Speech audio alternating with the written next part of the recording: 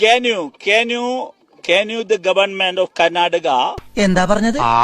Purely belongs to government property. It's a GBA property. That's why we have to do the demolition. So താനെന്താ ഇങ്ങനെ സംസാരിക്കണേ? പിന്നെ can you the government of Karnataka എന്നുള്ളത് കൊണ്ട് ഇങ്ങാരെന്താ ഉദ്ദേശിക്കുക എന്നുള്ളത് ആ report ഒന്നും ഇല്ലെങ്കിൽ അന്തരീക്ഷത്തിൽ നിന്ന് ഊഹിച്ചെടുക്കുക, അല്ലെങ്കിൽ അവിടെ നിന്ന് ഓടിത്തള്ളുക, അതേ മാർഗമുള്ളൂ. तू समझा? हाँ. नहीं, तू समझा नहीं.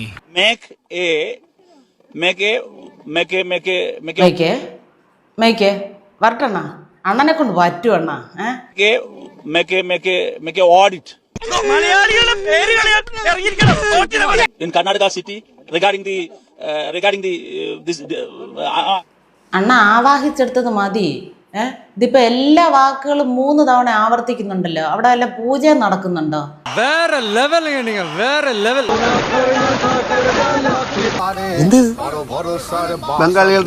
കേരളത്തിൽ നിന്നെങ്ങാനാണ് നിങ്ങളവിടെ ചെന്നെന്ന് വല്ലയിടത്തും പറഞ്ഞെന്ന് ഞങ്ങൾ അറിഞ്ഞ.